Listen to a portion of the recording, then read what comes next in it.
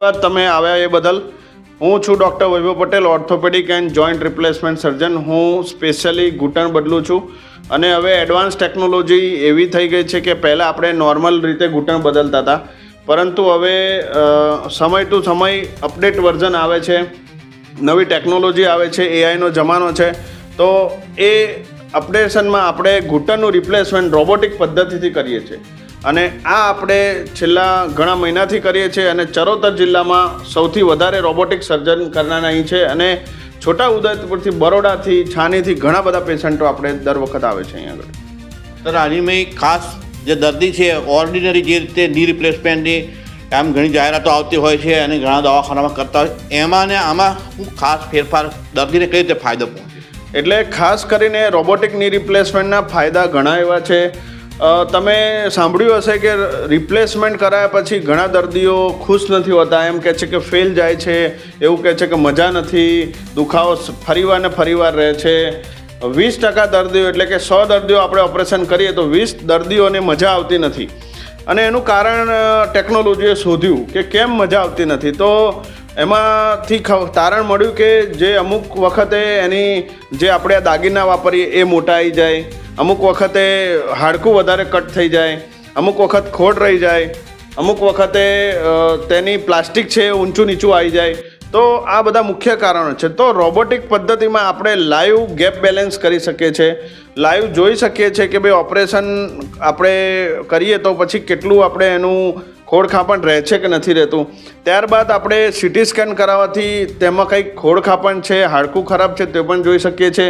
તેની પહેલાં પ્રોગ્રામિંગ થાય છે સોફ્ટવેરમાં, તેની સાઇઝ મપાય છે અને તેનું કેલિબ્રેશન થાય છે. આ બધી જ પદ્ધતિ રોબોટમાં થાય છે. ખાસ કરીને શોર્ટમાં કહું તો રોબોટિક પદ્ધતિના ફાયદા એ છે કે નાનો ચીરો આવે છે, દુખાવો થતો નથી, બહુ જ ઓછો થાય છે, ઓછી ફિઝિયોથેરાપી આવે છે, લોહી કોઈ ચઢાવવા પડતું નથી.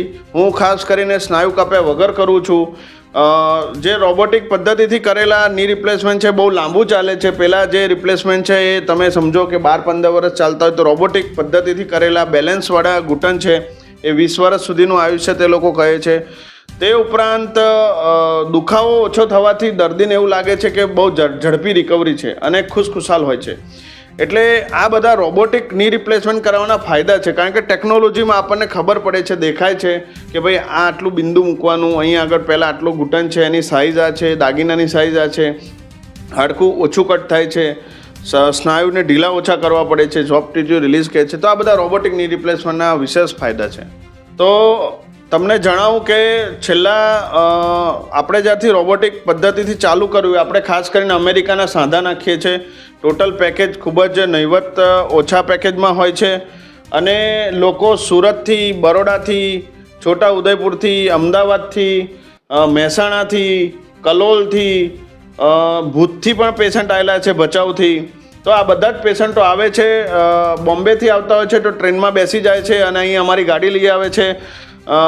મહેસાણા અને જે સાઉથર્નવાળા પેશન્ટ છે, જુનાગઢથી પેશન્ટ છે, એને અમદાવાદ આવીને અમને કોલ કરવાનો હોય છે તો અમારી ગાડી લેવા આવે છે.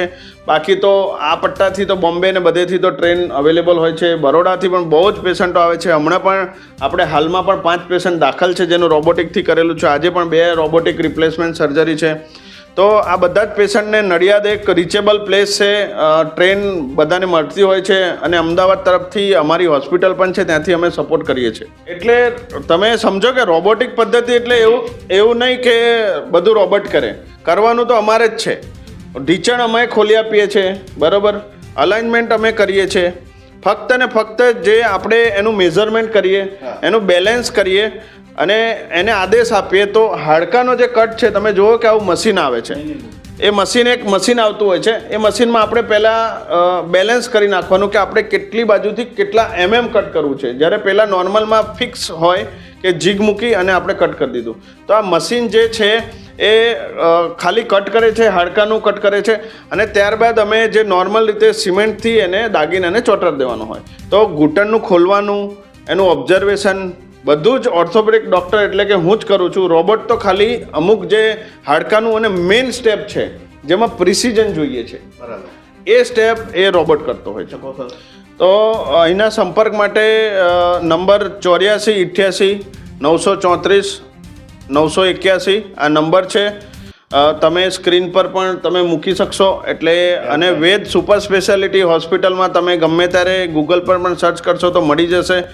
તે સિવાય આપણું રોબોટિક ની રિપ્લેસમેન્ટનું પેકેજ તમે કહો તો હું જણાવી દઉં કે ફક્ત ને ફક્ત 1.5 લાખ રૂપિયામાં અમેરિકાના સાંધા પલાઠી વાળીને બેસી શકાય તેવા જમવાના પેકેજ સાથે ઇમ્પોર્ટેડ સાંધાનું એસી રૂમનું 2 જણ રહી શકે એવું આ પેકેજ છે. અને આપણે સ્નાયુ કાપ્યા વગર અને ટાંકા વગરનું એટલે કે અંદરથી ટાંકા લઈએ છીએ, જેથી કરીને દર્દીને ખોલાવવાની પણ જરૂર પડતી નથી.